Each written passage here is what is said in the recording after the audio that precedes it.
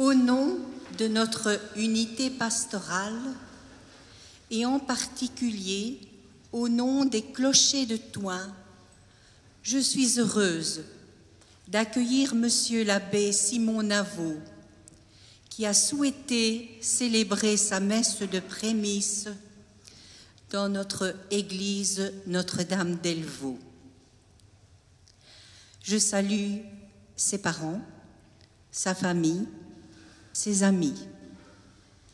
Je salue notre doyen principal et les prêtres ici présents qui ont souhaité entourer Simon pour cette messe exceptionnelle. Je salue également les représentants de la ville de Thoin et les membres du comité Saint-Roch ainsi que son président. Je remercie tous ceux qui se sont investis dans la préparation et la réalisation de cette liturgie voulue belle, vivante et priante. Vous tous qui êtes ici présents, bienvenue dans notre Église. Et vous tous qui êtes à l'extérieur, devant le grand écran, nous sommes en communion avec vous. Simon, au pied de Notre-Dame et de Saint-Roch, tu as souhaité célébrer ta messe de prémisse dans l'église qui fut l'église paroissiale de ton enfance et de ta jeunesse. Tu es toujours aussi jeune. Nous en sommes très touchés et honorés. En souvenir de ce passé, Simon, nous chanterons le Gloria qui avait marqué ton enfance lors des célébrations de Monsieur le curé Durieux. Ce fut un plaisir pour nous de le réapprendre.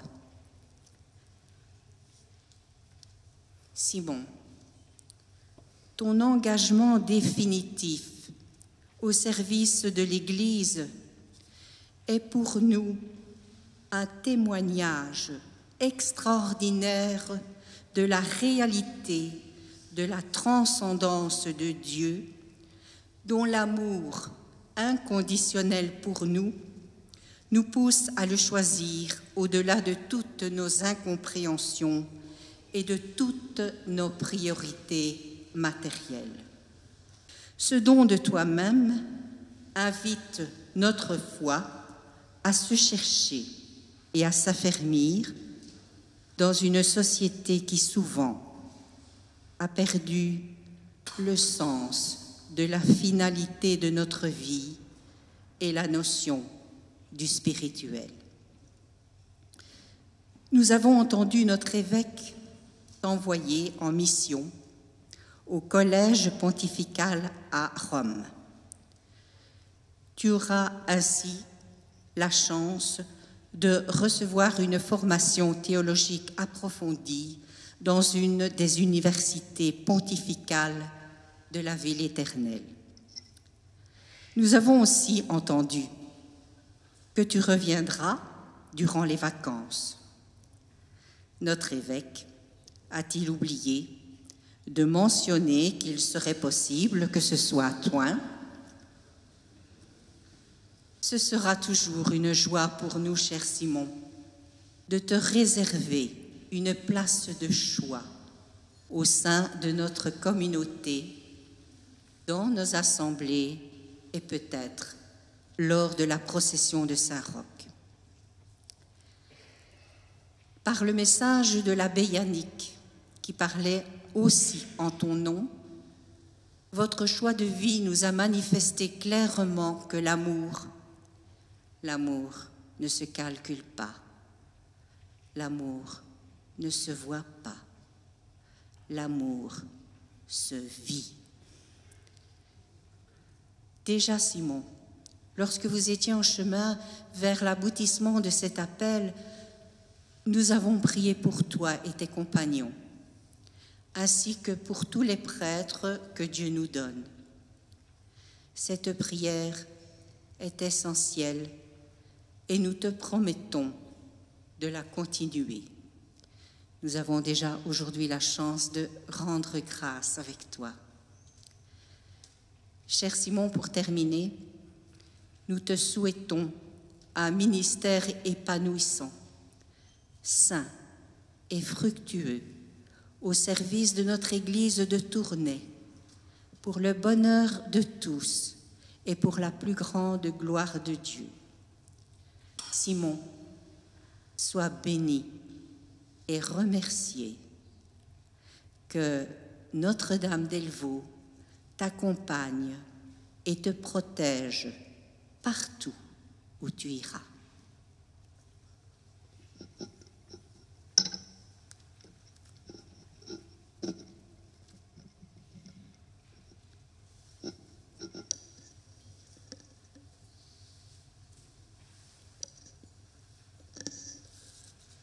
C'est à mon tour, en tant que doyen de Thoin et curé de cette paroisse, de souhaiter à tous la bienvenue. Bienvenue à vous, monsieur le député bourgmestre, ainsi qu'à vous, membres du collège échevinal ou du collège communal.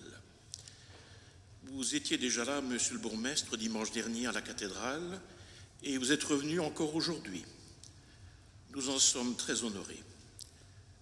Nous savons la neutralité à laquelle vos fonctions vous obligent, mais c'est grâce à cette même neutralité qu'il vous est permis, en tant que bourgmestre, de manifester au nom de la ville, quand vous y êtes invité, le même intérêt et le même respect envers chacune des différentes instances religieuses ou philosophiques, présentes et actives dans notre commune. Vous le faites toujours avec bienveillance, bonne humeur, ouverture et respect. Cela nous touche et nous vous en savons gré. De la ville basse, que peut-il sortir de bon? Il fut une époque où les rivalités entre quartiers étaient typées et pouvaient susciter ce genre de questions quelque peu méprisantes. Mais elle fut déjà posée il y a 2000 ans à propos du petit village de Nazareth. Que peut-il sortir de bon de Nazareth? Et c'est pourtant de là qu'est sorti pour le salut de l'humanité celui que l'on appellerait Jésus de Nazareth, avant de le reconnaître comme le Christ et le Seigneur. Ce qu'il y a de faible dans le monde, voilà ce que Dieu a choisi pour confondre de confusion ce qui se croit fort, écrit saint Paul dans la première aux Corinthiens. Pour être choisi, il faut devenir petit et humble. Celui qui se croit fort ne ressent pas le besoin de Dieu et ne peut entendre son appel. Cher Simon, cela tu le vis et tu l'as manifesté symboliquement dimanche dernier en te prosternant, étendu devant la croix, avec les deux autres ordinants, pendant qu'avec vous, toute l'Assemblée invoquait pour vous la prière de tous les saints. Toute notre vie, nous les prêtres, nous devons être attentifs à prendre la place du serviteur de tous. Hélas, elle est déjà occupée par le Christ lui-même, mais nous pouvons l'y rejoindre. Tu vas célébrer ta messe de prémices sous le regard de Notre-Dame d'Elvaux et de Saint-Roch, tous deux si proches de Jésus par leur extrême humilité. Que leur prière te garde et nous garde tous dans ce même esprit d'humble disponibilité au projet de Dieu pour nous. Cher Simon, pour devenir prêtre, il faut un minimum d'intelligence. Je crois que c'est acquis. En effet, la foi catholique n'est pas une croyance naïve en des réalités imaginaires. Elle requiert l'intelligence et la raison, d'où c'est cette année longue et parfois pénible, année d'études philosophiques puis théologiques, en lien avec toutes les autres sciences humaines, sciences exactes et même juridiques. Pour être prêtre, il faut aussi avoir le sens de l'engagement et consacrer chaque instant de sa vie à Dieu, à l'Église et à sa mission. Mais pour devenir un vrai prêtre, et donc un bon prêtre, il faut surtout un cœur uni au cœur de Jésus. Apprendre de lui à aimer chacun avec respect, bienveillance et patience. Vivre de cette qualité d'amour dont Jésus a donné la plus belle des définitions avant d'en donner la preuve sur la croix. Il n'y a pas de plus grand amour que de donner sa vie. C'est, cher Simon, ce que tu as commencé à faire dans le don total de toi-même le jour où tu fus ordonné diacre. Cette messe est le moment pour toi et pour nous tous de dire merci à tes parents. Merci, Monsieur et Madame Navot. Merci, Chantal et François, de nous donner votre fils comme prêtre. Vous ne le savez peut-être pas, mais le cœur d'un prêtre, il le tient la plupart du temps de sa maman et de son papa. Simon, par votre amour conjugal, par l'amour conjugal de tes parents, par leur cœur de maman et de papa, ils t'ont appris par l'exemple à aimer gratuitement. Manifeste-leur toujours ta reconnaissance et ton amour filial. Monsieur Navot, quand Simon vous dira « Bonjour papa », vous devez répondre « Bonjour mon père ». Ça fera drôle.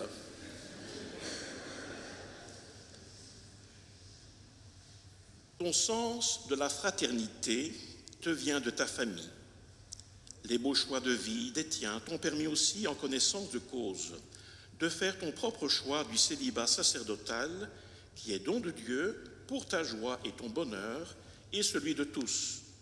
Car tu seras heureux toute ta vie, à condition de vivre ton sacerdoce, non pas à ta façon, mais comme l'Église t'y invite, et d'en prendre les moyens concrets. Tu verras alors que toi aussi, tu deviendras père.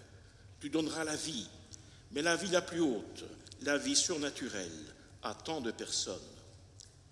Pour t'y encourager, le Seigneur te montrera de temps à autre quelques fruits qu'il aura fait porter à ton ministère.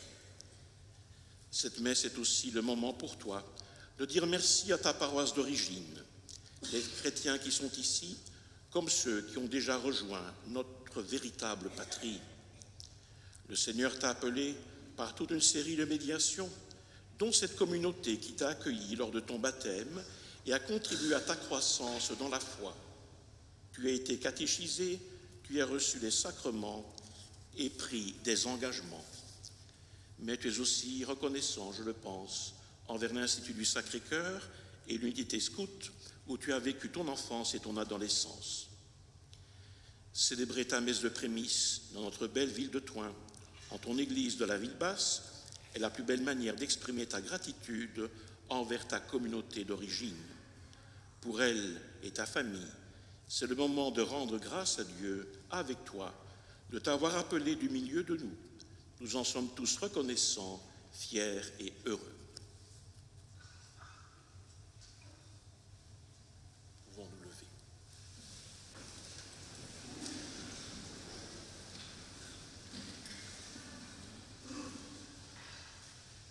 Au nom du Père et du Fils et du Saint-Esprit. Amen. Le Seigneur soit avec vous.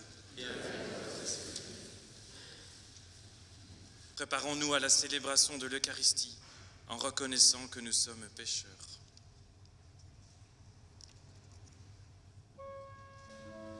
Seigneur Jésus, envoyé par le Père pour guérir et sauver les hommes, prends pitié de nous.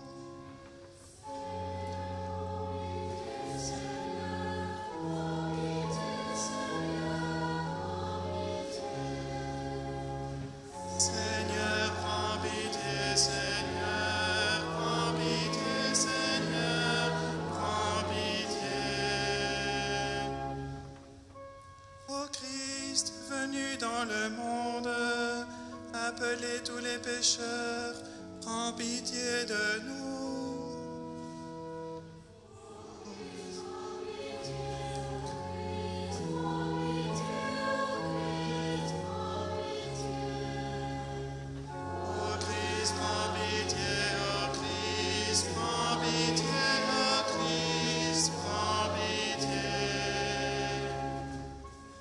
Seigneur, élevé dans la gloire du Père, où tu intercèdes pour nous, prends pitié de nous. Seigneur, prends pitié, Seigneur.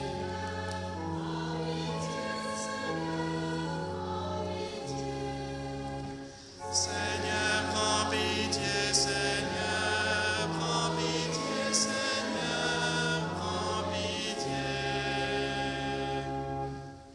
Que Dieu Tout-Puissant nous fasse miséricorde, qu'il nous pardonne nos péchés et nous conduise à la vie éternelle.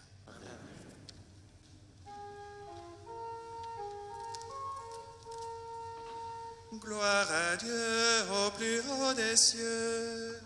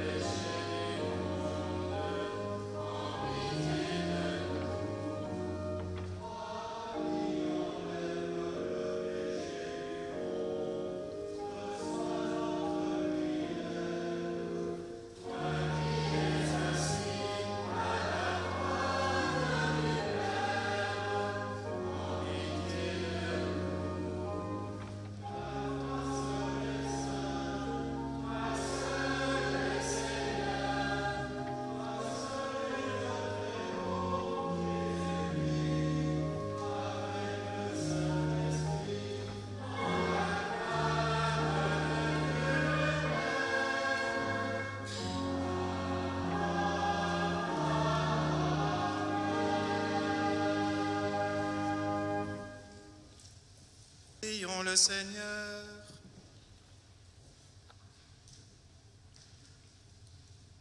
Père infiniment bon, écoute ma prière.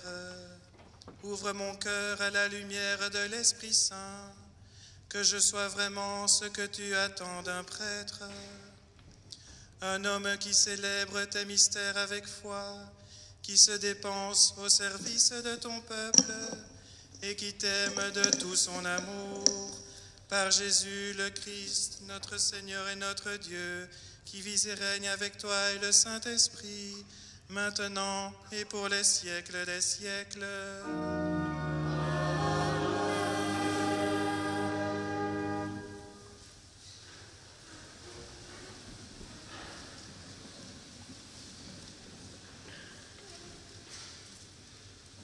Lecture du livre de la sagesse.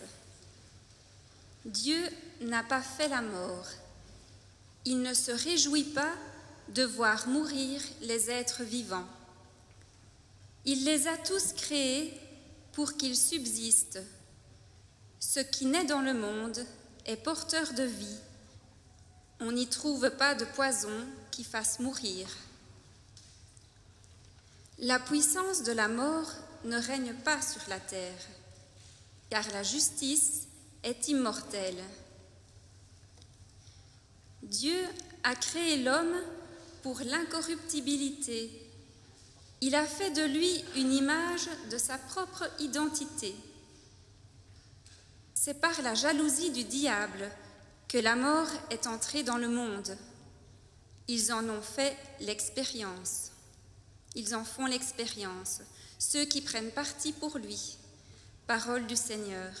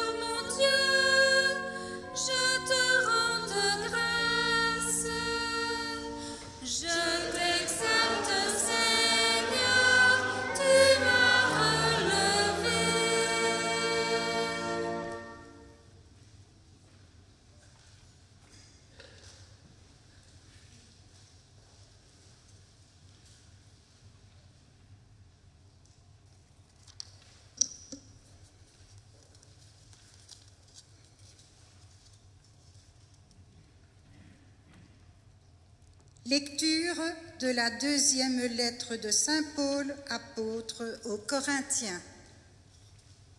Frères, puisque vous avez tout en abondance, la foi, la parole, la connaissance de Dieu, toutes sortes d'empressements et l'amour qui vous vient de nous, qu'il y ait aussi abondance dans votre don généreux.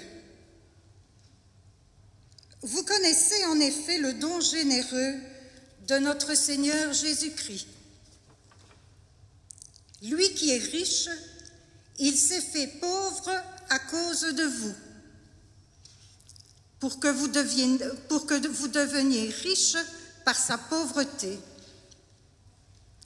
Il ne s'agit pas de vous mettre dans la gêne en soulageant les autres. Il s'agit d'égalité.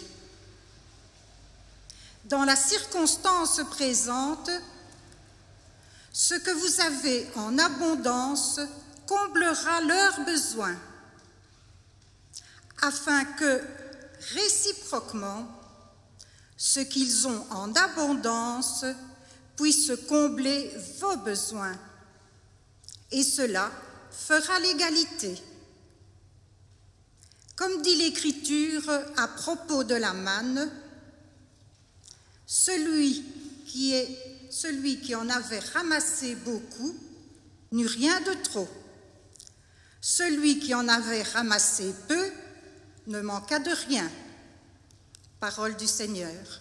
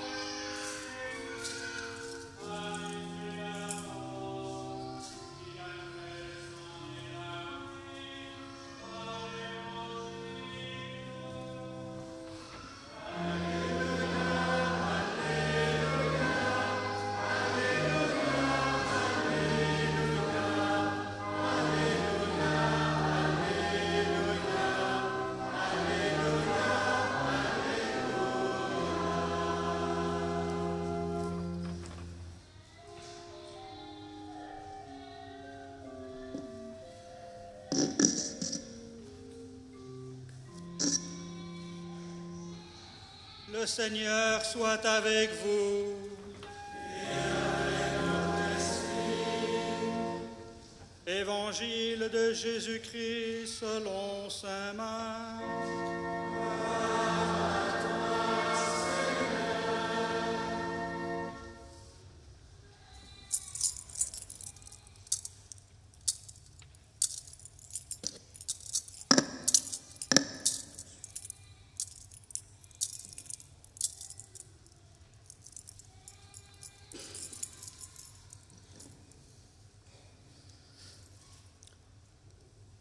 En ce temps-là, Jésus regagna en barque l'autre rive, et une grande foule s'assembla autour de lui. Il était au bord de la mer. Arrive un des chefs de synagogue nommé Jaïr. Voyant Jésus, il tombe à ses pieds et le supplie instamment. « Ma fille, encore si jeune, est à la dernière extrémité. Viens lui imposer les mains pour qu'elle soit sauvée et qu'elle vive. » Jésus partit avec lui, et la foule qui le suivait était si nombreuse qu'elle l'écrasait. Or, une femme qui avait des pertes de sang depuis 12 ans, elle avait beaucoup souffert du traitement de nombreux médecins, et elle avait dépensé tous ses biens sans avoir la moindre amélioration. Au contraire, son état avait plutôt empiré. Cette femme donc, ayant appris ce qu'on disait de Jésus, vint par derrière dans la foule et toucha son vêtement. Elle se disait en effet, « Si je parviens à toucher seulement son vêtement, je serai sauvée. » À l'instant, l'hémorragie s'arrêta et elle ressentit dans son corps qu'elle était guérie de son mal. Aussitôt, Jésus se rendit compte qu'une force était sortie de lui. Il se retourna dans la foule et il demandait « Qui a touché mes vêtements ?» Ses disciples lui répondirent « Tu vois bien la foule qui t'écrase et tu demandes qui m'a touché ?» Mais lui regardait tout autour pour voir celle qui avait fait cela. Alors la femme, saisie de crainte et toute tremblante, sachant ce qui lui était arrivé, vint se jeter à ses pieds et lui dit toute la vérité. Jésus lui dit alors, « Ma fille, ta foi t'a sauvée. Va en paix et sois guérie de ton mal. » Comme il parlait encore, des gens arrivent de la maison de Jaïr, le chef de la synagogue, pour dire à celui-ci, « Ta fille vient de mourir. À quoi bon déranger encore le maître ?» Jésus, surprenant ces mots, dit au chef de synagogue, « Ne crains pas, crois seulement. » Il ne laissa personne l'accompagner, sauf Pierre, Jacques et Jean, le frère de Jacques. Ils arrivent à la maison du chef de synagogue. Jésus voit l'agitation et des gens qui pleurent et poussent de grands cris. Il entre et leur dit, « Pourquoi cette agitation et ces pleurs? L'enfant n'est pas morte, elle dort. » Mais on se moquait de lui. Alors, il met tout le monde dehors, prend avec lui le père et la mère de l'enfant et ceux qui étaient avec lui. Puis, il pénètre là où reposait l'enfant. Il saisit la main de l'enfant et lui dit « Talitha koum », ce qui signifie « Jeune fille, je te le dis, lève-toi ». Aussitôt, la jeune fille se leva et se mit à marcher. Elle avait en effet 12 ans. Ils furent frappés d'une grande stupeur. Et Jésus leur ordonna fermement de ne le faire savoir à personne. Puis, il leur dit de la faire manger.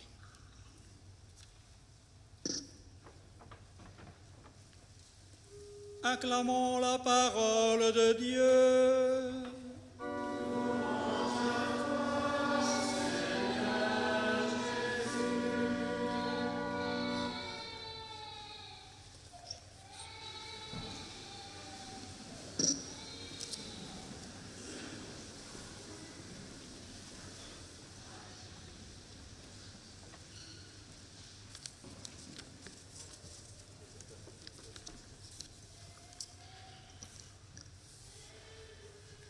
Frères et sœurs, comme j'aimerais cet après-midi être dérangé comme Jésus. Je m'explique. Habituellement, quand une foule s'assemble autour de lui, Jésus ouvre la bouche et se met à prêcher. Mais voilà que dans l'évangile que nous venons d'entendre, il est dérangé pour une urgence par Jaïr, le chef de la synagogue locale. Et donc Jésus, qui avait sans doute préparé un petit quelque chose à dire, est interrompu dans son élan. Comme j'aimerais cet après-midi être dérangé comme l'a été Jésus. Oh, pas pour commencer à faire des miracles, mais pour éviter de prêcher. Mais voilà, Simon en a décidé autrement. Il m'a demandé de faire l'homélie.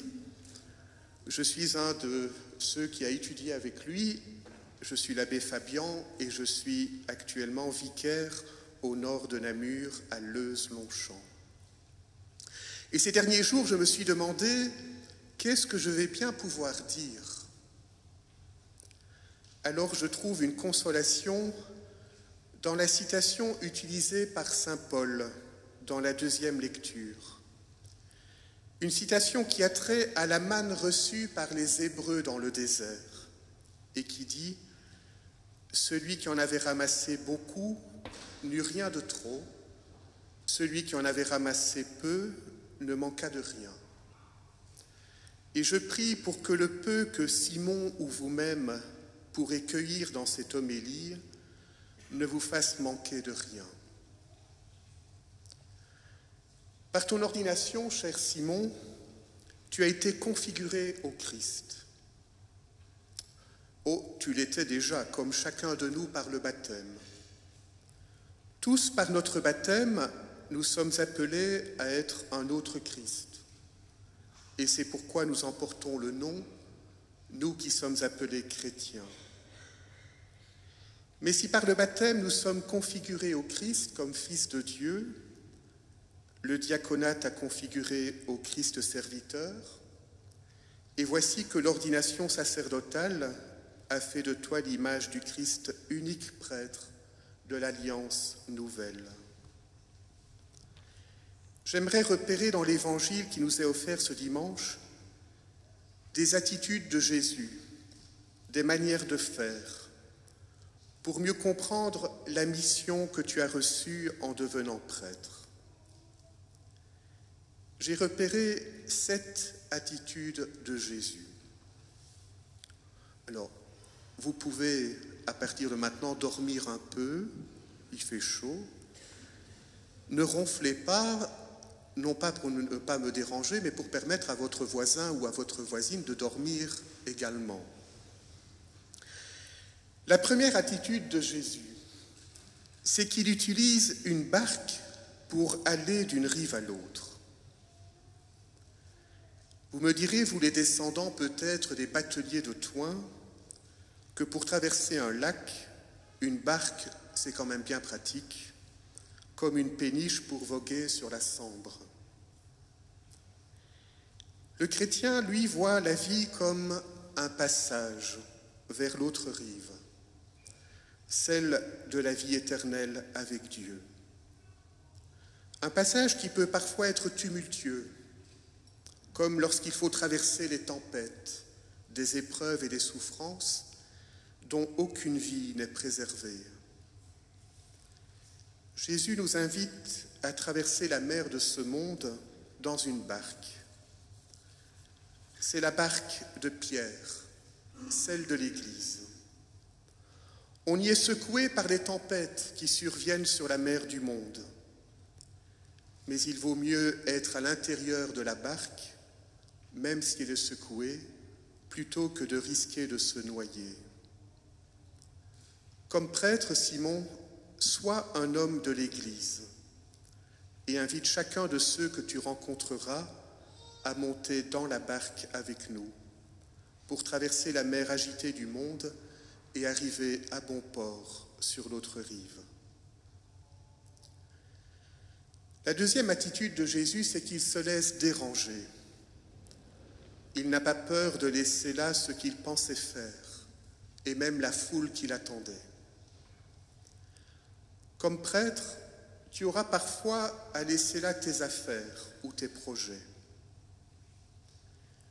Le pape François dit du prêtre qu'il ne vit pas en tenant les comptes de ses heures de service.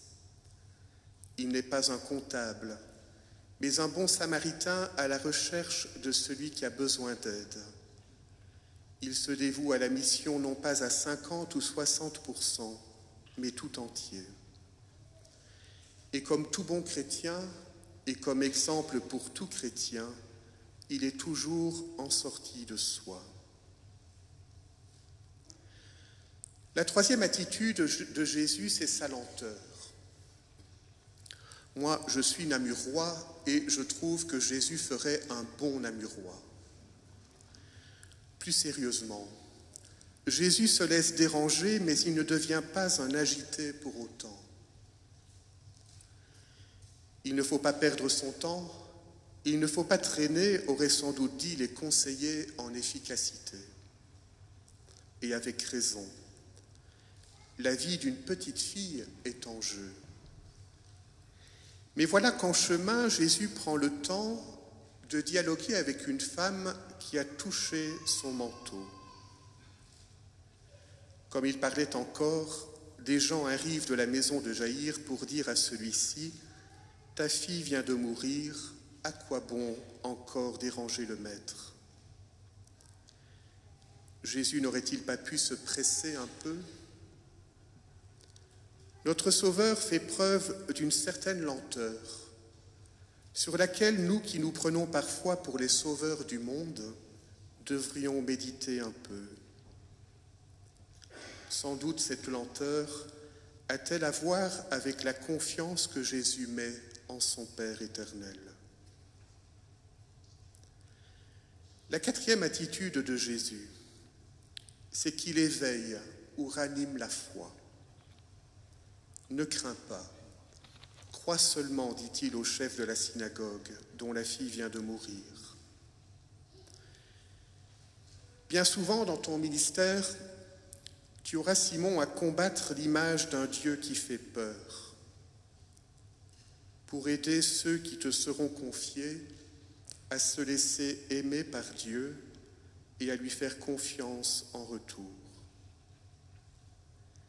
Jésus a le pouvoir d'apaiser nos angoisses et de raviver notre espérance.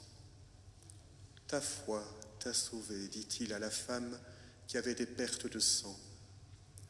Cette femme qui s'approche par derrière pour toucher le vêtement de Jésus, elle est en quelque sorte la sainte patronne de la piété populaire, de toutes celles et ceux qui pousseront la porte de l'église pour aller mettre une bougie sans venir pour autant à la messe, de toutes celles et ceux qui ont une foi mêlée, peut-être à nos yeux, de superstition. Face à eux, Jésus fait preuve de respect. Il ne brise point le roseau déjà plié et il n'éteint pas la mèche qui brûle encore. La cinquième attitude de Jésus, c'est lorsqu'il met tout le monde dehors avant d'accomplir le miracle de la résurrection de la jeune fille. Jésus n'est pas venu pour faire du spectacle. Il n'est pas un magicien en quête d'un public. Il est le Fils de Dieu, venu nous sauver. À son image, Simon ne cherche jamais la gloriole, la gloire de ce monde, mais glorifie Dieu, à lui tout honneur et toute gloire. La sixième attitude de Jésus, c'est de communiquer la vie. Talitha koum, éveille-toi. Avec Jésus, même la mort est vaincue. Notre Dieu nous engendre à la vie nouvelle. On pourrait même dire que toute notre existence sur terre n'est qu'une naissance. Comme prêtre, tu es invité à aider Dieu dans cet engendrement, notamment en étant père spirituel. Selon la grande tradition des pères du désert, un père spirituel est quelqu'un qui se tient à côté de son frère, sans prétendre faire le maître, sans proposer de modèle stéréotypé de sainteté, sans essayer de le lier à soi-même, mais en étant prêt à partager la souffrance et la fatigue de celui qui cherche la volonté de Dieu sur sa vie. Parfois, la gestation sera lente. Il faut savoir attendre patiemment, respecter la croissance humaine et spirituelle du disciple et l'accompagner dans le cheminement, jusqu'à ce qu'il ait lui-même appris à discerner, au milieu des multiples voix qui arrivent à son cœur, la voix du Seigneur. La septième attitude de Jésus, la dernière que je voudrais souligner, elle se trouve dans la phrase finale de notre évangile. Il leur dit de la faire manger. On n'allait quand même pas laisser mourir de faim cette rescapée de la mort qui s'était remise à marcher. Tel est le souci constant de Dieu. Quand le peuple a échappé au flot de la mer Rouge, il ne l'a pas abandonné affamé dans le désert, mais il l'a nourri de la manne, que les Hébreux ont reconnu comme un pain du ciel, c'est-à-dire un don direct de Dieu. Dans la vie de son Église, Dieu n'agit pas autrement. Il n'a pas laissé Saint Roch mourir de faim. Chaque jour, un chien lui apportait un morceau de pain qu'il chapardait dans la cuisine de son maître. Aujourd'hui, il va nous donner son pain et son vin pour la traversée à travers tes mains de prêtre. Nous sommes heureux que tu sois prêtre, mais plus encore heureux de recevoir notre Seigneur par toi. L'Eucharistie, dit le Concile Vatican II, contient tout le trésor spirituel de l'Église, c'est-à-dire le Christ lui-même. Sois un homme de l'Eucharistie et offre aussi à Dieu le beau et le moins beau du monde, le beau et le moins beau de nos vies et de nos cœurs, pour que Dieu puisse le transformer et en faire une œuvre d'art. Pour cela, sois le premier à t'offrir, à offrir à Dieu tes qualités et tes défauts, tes forces et tes fragilités. En faisant les gestes de la messe, nous sommes appelés à transformer notre vie quotidienne. Les paroles de l'institution doivent être pour nous non seulement une formule de consécration, mais aussi une formule de vie. Être un homme de l'Église, te laisser déranger, ne jamais te précipiter, ranimer la foi, éviter la gloriole, communiquer la vie de Dieu, être un homme de l'Eucharistie, voilà le programme que l'Évangile de ce dimanche te laisse, cher Simon. Fameux programme. Mais tu sais que tu peux compter sur l'amitié de tes frères prêtres et sur l'amitié de ceux qui t'entourent cet après-midi.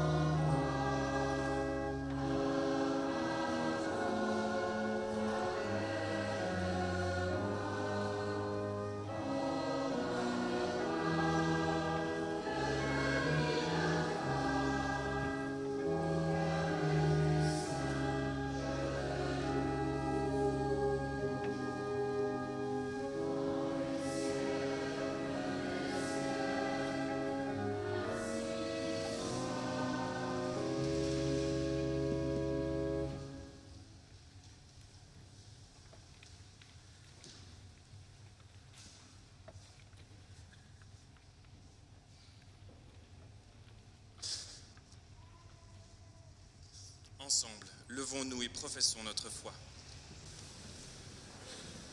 Je crois en un seul Dieu, le Père Tout-Puissant, Créateur du ciel et de la terre, de l'univers visible et invisible.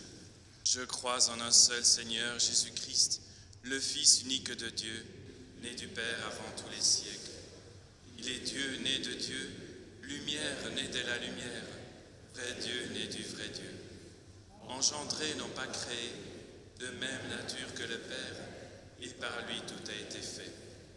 Pour nous les hommes et pour notre salut, il descendit du ciel. Par l'Esprit Saint, il a pris chair de la Vierge Marie et s'est fait homme. Crucifié pour nous sous Ponce Pilate, il souffrit sa passion et fut mis au tombeau. Il ressuscita le troisième jour, conformément aux Écritures, et il monta au ciel. Il est assis à la droite du Père. Il reviendra dans la gloire pour juger les vivants et les morts, et son règne n'aura pas de fin. Je crois en l'Esprit Saint, qui est Seigneur et qui donne la vie. Il procède du Père et du Fils. Avec le Père et le Fils, il reçoit même adoration et même gloire. Il a parlé par les prophètes. Je crois en l'Église, une sainte, catholique et apostolique. Je reconnais un seul baptême pour le pardon des péchés. J'attends la résurrection des morts et la vie du monde à venir. Amen. Présentons maintenant nos intentions.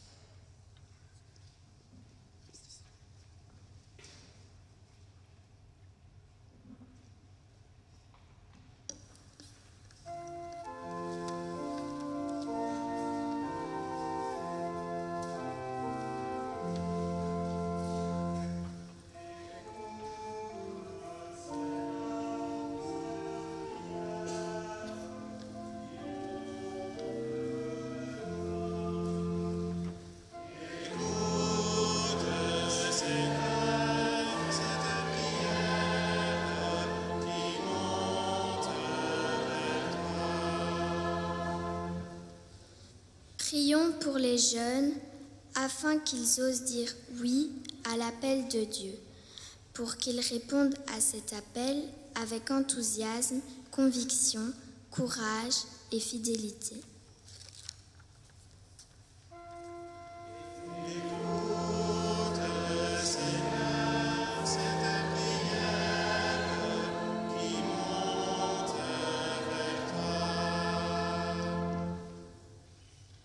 Prions pour les prêtres, et en particulier pour ceux qui éprouvent des difficultés dans leur vie, pour que chaque jour, ils soient davantage signe que Dieu aime tous les hommes.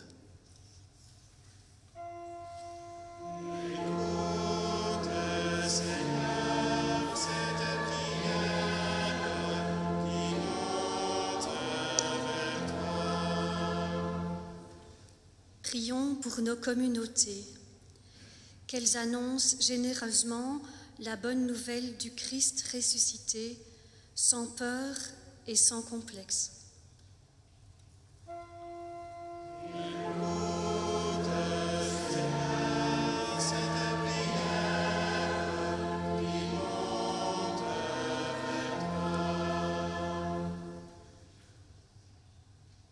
Prions pour tous ceux qui souffrent, en particulier les victimes des dictateurs au Moyen-Orient et au Congo, pour que ces populations soient libérées du joug qui pèse sur elles et pour que leurs dirigeants se mettent réellement au service de tous.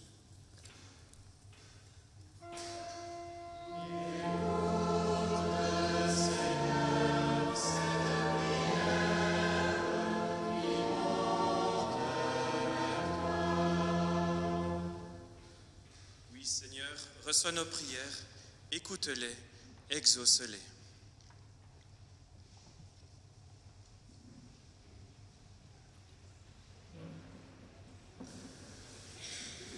La collecte est faite pour couvrir les frais de réception. Merci.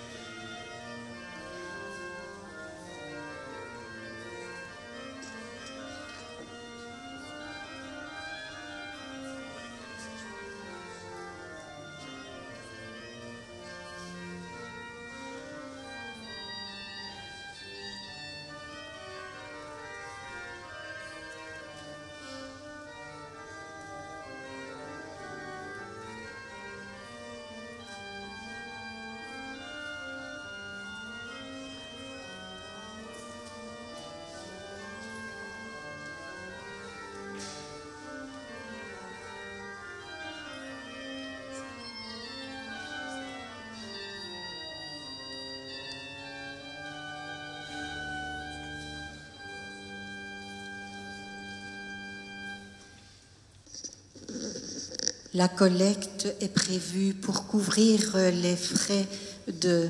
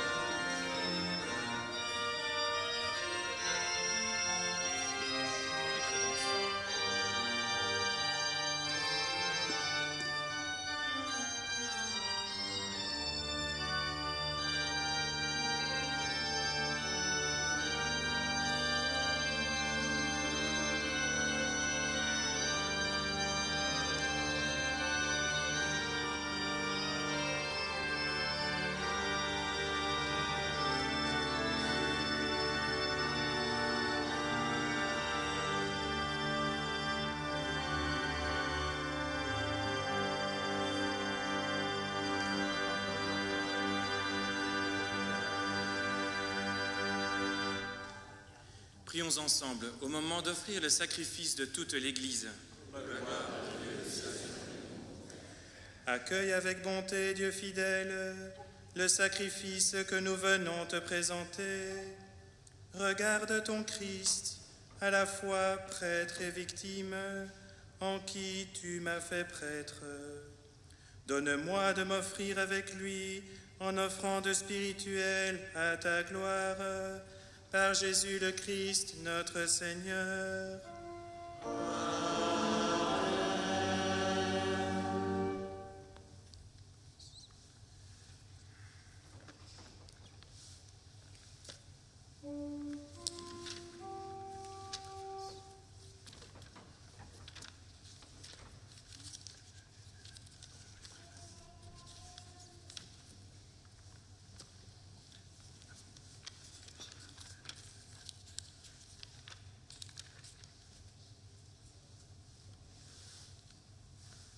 Le Seigneur soit avec vous. Et avec votre esprit. Élevons notre cœur. Nous levons au Seigneur. Rendons gloire au Seigneur notre Dieu. Vraiment, Père très saint, il est juste et bon de te rendre grâce, toujours et en tout lieu, par ton Fils bien-aimé Jésus-Christ. Car il est ta parole vivante, par qui tu as créé toutes choses. C'est lui que tu nous as envoyé comme Rédempteur et Sauveur, Dieu fait homme, conçu de l'Esprit Saint, né de la Vierge Marie, pour accomplir jusqu'au bout ta volonté et rassembler du milieu des hommes un peuple saint qui t'appartienne. Il étendit les mains à l'heure de sa passion, afin que soit brisée la mort et que la résurrection soit manifestée. C'est pourquoi, avec les anges et tous les saints, nous proclamons ta gloire en chantant d'une seule voix.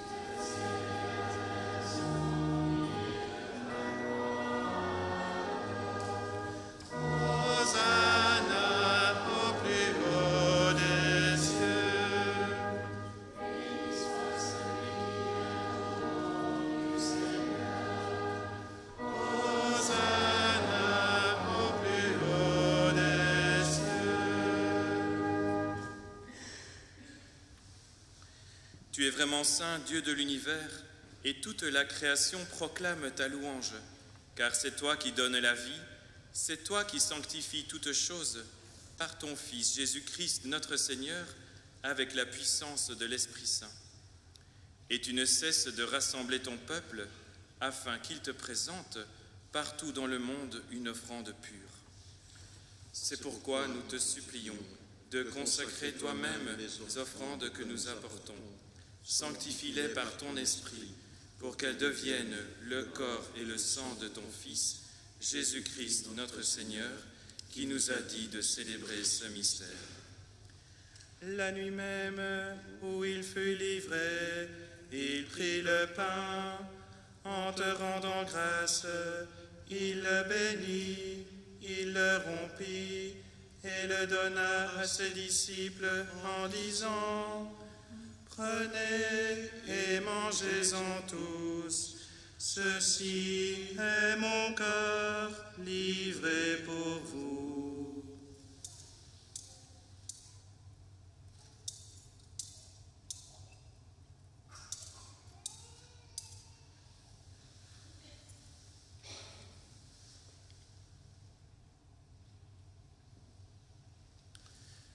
De même, à la fin du repas, il prit la coupe, en t'en rendant grâce, il la bénit et la donna à ses disciples en disant: Prenez et buvez-en tous, car ceci est la coupe de mon sang, le sang de l'alliance nouvelle et éternelle, qui sera versé pour vous et pour la multitude, en rémission des péchés.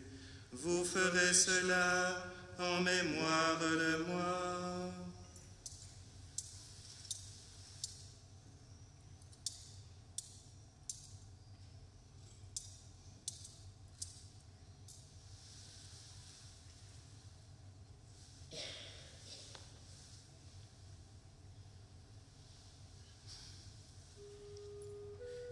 Il est grand le mystère de la foi.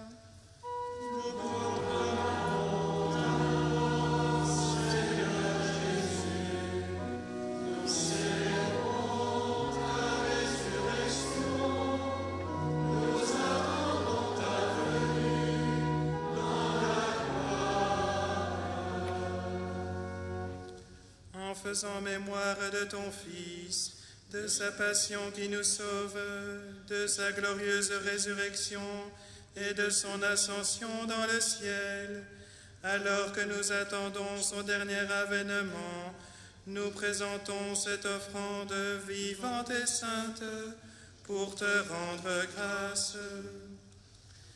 Regarde, Seigneur, le sacrifice de ton Église et daigne y reconnaître celui de ton Fils qui nous a rétablis dans ton alliance. Quand nous serons nourris de son corps et de son sang et remplis de l'Esprit Saint, accorde-nous d'être un seul corps et un seul esprit dans le Christ. Que l'Esprit Saint fasse de nous une éternelle offrande à ta gloire, pour que nous obtenions un jour les biens du monde à venir auprès de la Vierge Marie, la bienheureuse Mère de Dieu, avec les apôtres, les martyrs, Saint Joseph et tous les saints qui ne cessent d'intercéder pour nous. Et maintenant nous te supplions, Seigneur, par le sacrifice qui nous réconcilie avec toi, étends au monde entier le salut et la paix. Affermis la foi et la charité de ton Église au long de son chemin sur la terre.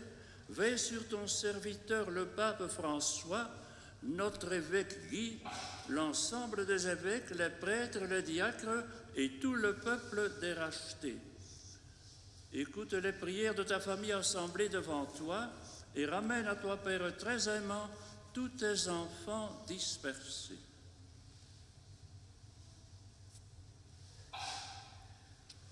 Pour nos frères défunts, pour l'abbé Albert Durieux, ancien curé de la ville basse, les défunts de la famille de Simon, José Gabriel, Maurice et Nelly, Bernard Pierre. Pour tous les hommes qui ont quitté ce monde et dont tu connais la droiture, nous te prions. Reçois-les dans ton royaume, où nous espérons être comblés de ta gloire, tous ensemble et pour l'éternité, par le Christ notre Seigneur, par qui tu donnes au monde toute grâce et tout bien.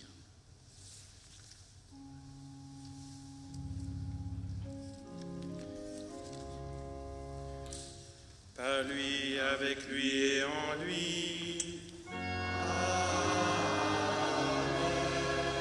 À toi, Dieu le Père Tout-Puissant, dans l'unité du Saint-Esprit. Tout honneur et toute gloire pour les siècles des siècles.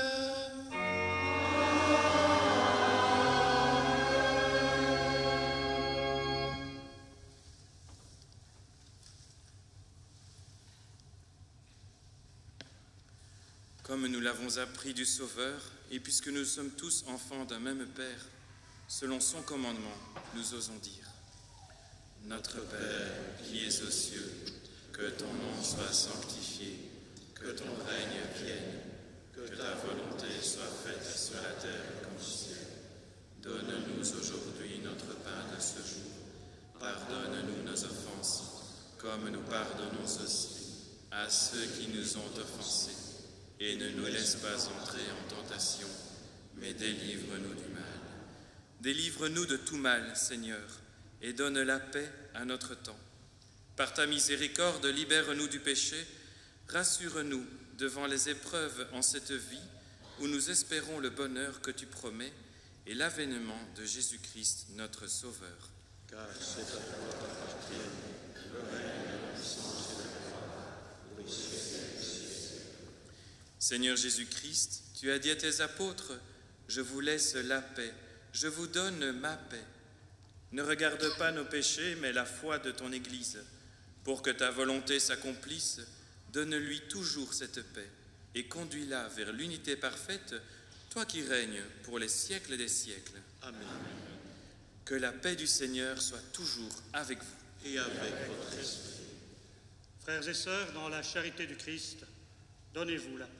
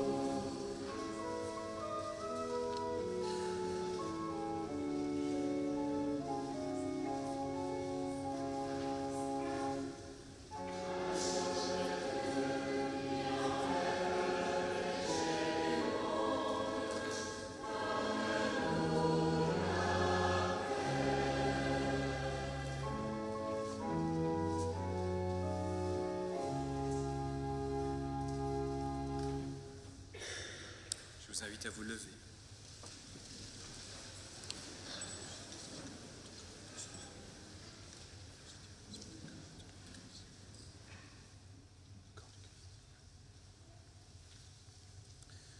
Heureux les invités au repas du Seigneur. Voici l'agneau de Dieu qui enlève le péché du monde. Seigneur, je ne suis pas digne de te recevoir, mais dis seulement une parole, je serai guéri.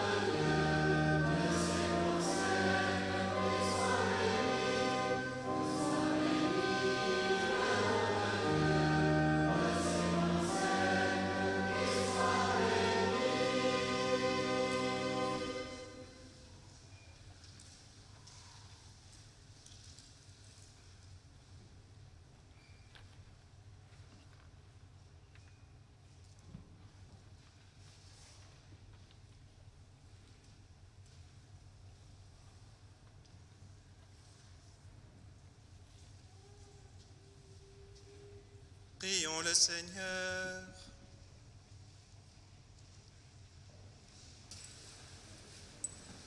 Seigneur, tu m'as donné de tes forces dans ce pain et de ta joie par cette coupe de l'Alliance éternelle.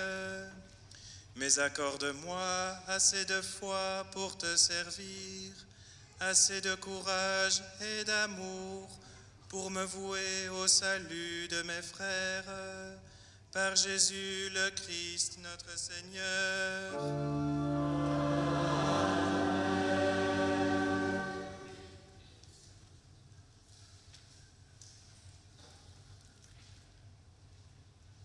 Pouvons nous rasseoir.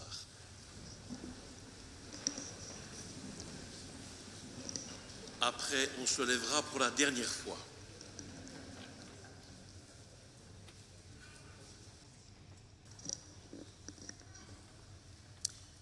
Puis-je demander à Laurent de Salles, artiste et représentant la communauté de Thoin-Ville-Haute, et à Bernadette Abel, représentant la communauté de Thoin-Ville-Basse, de me rejoindre, moi, Josiane Merlan, représentant la communauté de Thoin-Web, afin qu'ensemble, nous offrions à Simon un modeste cadeau. Être prêtre de nos jours n'est pas chose banale. Les 3 clochers de notre ville de Thoin ont la chance et sont fiers d'avoir un jeune homme qui se soit laissé approcher de si près par Dieu. Dans ta formation, Simon, tu as pris le temps de participer à l'une des plus grandes marches de l'Entre-Sambre-et-Meuse. Peut-être devrais-je dire, et monsieur le doyen me souffle, la plus grande des marches de l'Entre-Sambre-et-Meuse. Vous avez tous deviné qu'il s'agit de la Saint-Roch. De Thoin. De Thoin. Tu nous as prouvé par là ton attachement à ta ville d'origine. Sois-en remercié. De plus, tu as participé à la reconstruction du volet religieux de la Saint-Roch. Nous en sommes très fiers. Nous pourrions dire, hélas, tu vas nous quitter pour Rome durant quelques années, mais c'est pour grandir encore. Voici un petit cadeau offert par nos 3 clochers dont la symbolique est la suivante.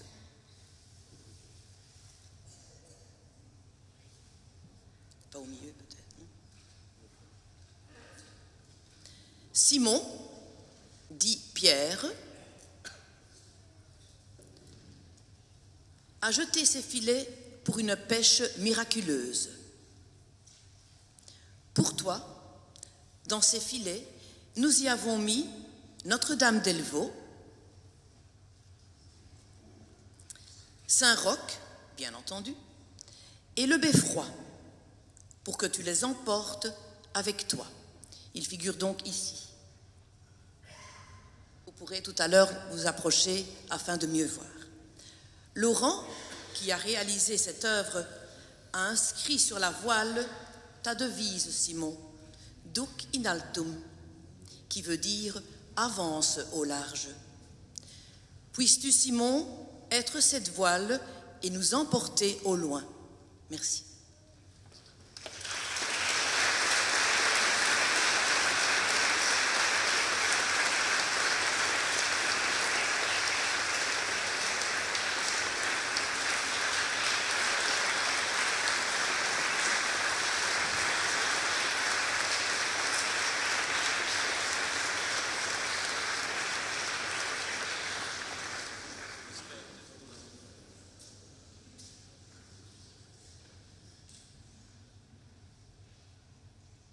Merci pour ce cadeau.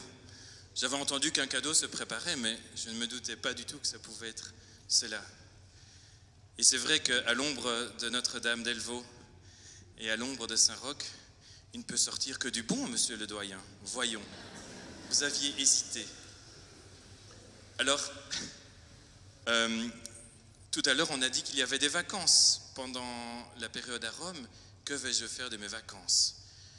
Le vicaire général devait me le dire. J'avais rendez-vous avec lui mercredi passé. J'ai oublié d'y aller. Il m'a attendu et je ne suis pas allé. Bon, je m'excuserai, je présenterai mes plus plates excuses à mon prochain rendez-vous. En tout cas, je vous remercie tous d'être là dans cette église qui effectivement m'a vu grandir, non pas tellement le bâtiment, mais surtout la communauté. La communauté, tous ces visages connus, tous ces visages qui s'en sont allés aussi. On a parlé de l'abbé Durieux, personnage complexe, personnage aimant. Vous êtes tous là après tant d'années. Marie me disait hier qu'on avait attendu ce moment depuis longtemps, moi aussi, peut-être plus que 7 ans peut-être. Je ne remercierai pas non plus ma famille assez, qui m'a mis au monde dans tous les sens du terme. Merci pour votre présence et votre soutien inconditionnel, votre amour. Merci aussi à tous ceux qui prient pour moi depuis si longtemps, tous les jours pour certains. Merci pour ceux qui prient pour les prêtres, pour l'Église et pour le monde. Il en a tant besoin. Alors, avant de terminer cette célébration, je voudrais vous demander une chose, peut-être une seule. Yannick, le père Yannick qui a été ordonné avec moi la semaine passée, a demandé qu'on soutienne les prêtres. Et moi, il me semble peut-être que le meilleur soutien que vous puissiez apporter aux prêtres, s'il vous plaît, c'est de les utiliser. Utilisez vos prêtres, ils sont là. Aujourd'hui, dans notre société complexe, on a parfois peur, qu'on soit prêtre, chrétien, n'importe qui, on a parfois peur de frapper à une porte, on a peur de prendre la parole, on a peur de choquer, on a peur de déranger. C'est donc vous, c'est de vous qu'on attend, c'est vous qui devez nous utiliser, venir à nous, nous solliciter, nous sortir de notre cure, de notre sacristie, peu importe, c'est vous qui devez venir nous chercher. Le prêtre est là, je pense, pour montrer que Dieu habite parmi nous, que Dieu vous soutient, qu'il vous aime, que Dieu veut votre bonheur, que Dieu veut vous aider à traverser les épreuves, que Dieu vous attend les bras ouverts, tous et chacun, que Dieu vous promet la vie éternelle, que Dieu vous libère. Alors, utilisez-nous. Le prêtre est là pour déranger, enlever de l'armoire où on est rangé, déranger, pour interpeller, pour nous empêcher de tourner en rond, pour ouvrir à l'autre et pour ouvrir au tout autre, à Dieu.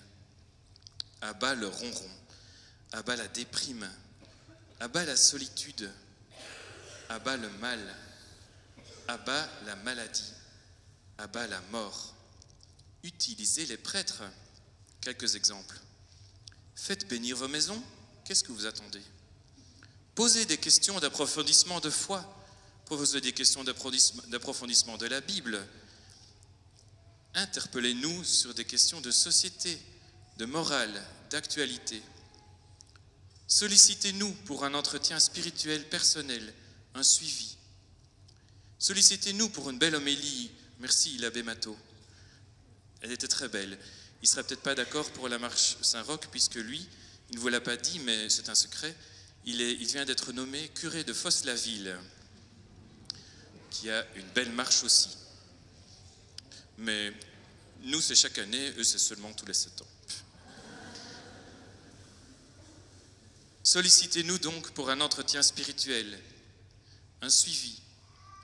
Demandez-nous de prier pour vous, de prier avec vous. Demandez le sacrement de réconciliation, c'est tellement libérateur. Qu'est-ce qu'on a à perdre? Demandez l'onction des malades avant une opération, c'est fait pour ça. Offrez des messes pour vos familles, vos voisins, vos collègues, vos défunts. Exigez de nous que nous vous accompagnions, que nous vous fassions grandir dans l'amour du Christ et du prochain. Ouvrez votre porte aux prêtres. Laissez-vous aussi interpeller, laissez-vous secouer peut-être. En un mot, laissez-vous aimer. utilisez vos prêtres, et je dirais même, usez-les. Nous sommes là pour ça. Nous sommes là pour vous libérer, oui, peut-être pour vous faire mourir, peut-être pour nous faire mourir. Parce que jusque sur son lit de mort, un prêtre est un prêtre, et un prêtre peut être là pour vous bénir. J'ai donc un vœu aujourd'hui, que les prêtres ne soient jamais en paix, qu'ils soient débordés par vos demandes. Pas vos demandes pour bricoler une cabane de jardin, je suis bien incapable. Je sais que Jésus était charpentier, mais moi pas. Mais seulement vos demandes pour grandir en humanité, pour votre soif de vie, pour votre désir d'amour, le désir que vous avez tous, votre désir de grandeur, votre désir d'infini, d'éternité, votre désir de Dieu. Peu importe que le prêtre soit jeune ou vieux, bien portant ou malade, jusqu'à leur mort. Les prêtres, nous sommes là pour vous. Jusqu'à notre mort, pardon. Alors, ensemble, tournons-nous vers Notre-Dame d'Elvaux, qui a vu tant de chrétiens devant elle. Marie, comme nous, méditait silencieusement et amoureusement tout ce qu'elle voyait de son Fils Jésus, tout ce qu'elle entendait, tout ce qu'elle sentait, tout ce qu'elle tentait de comprendre. Mais Marie l'a aussi interpellé, elle l'a questionné, elle s'est laissée façonner. Marie, merci pour ton exemple de sagesse et de bonté. Merci pour ton Fils que tu nous donnes.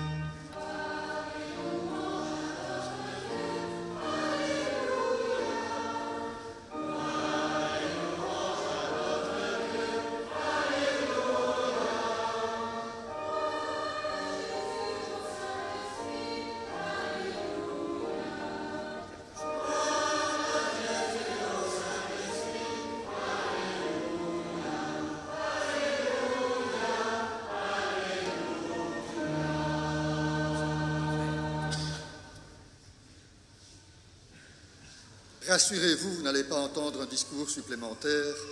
Paul Éluard estimait d'ailleurs que l'essentiel peut se dire en quelques mots. Lors de l'homélie, il y a des attitudes qui ont été énumérées. Je pense que ces attitudes pourraient influencer grandement nos vies à chacun. Mais il y a la dernière qui a retenu mon attention, c'est celle où il est question que Dieu pourvoit à notre nourriture. Et en ces temps de canicule, les prêtres et les membres de l'équipe d'animation pastorale vous invitent cordialement à partager un verre de l'amitié et à échanger sur ce qui a été partagé aujourd'hui. Alors, ce verre de l'amitié, il est offert au musée du tram, c'est à 200 mètres d'ici. Vous sortez de l'église et vous descendez vers la droite. Rassurez-vous, il suffit de suivre le troupeau. Tout le monde a soif. Les oives nous guident, paraît-il. Voilà, bienvenue à tous. Merci. Le Seigneur soit avec vous et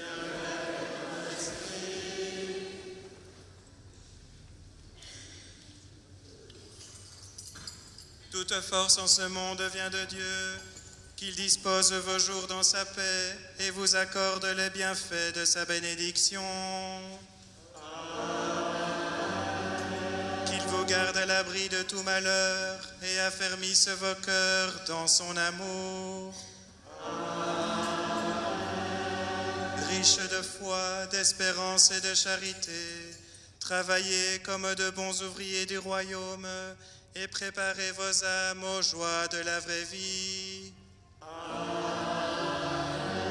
Et que Dieu Tout-Puissant vous bénisse, le Père, le Fils et le Saint-Esprit.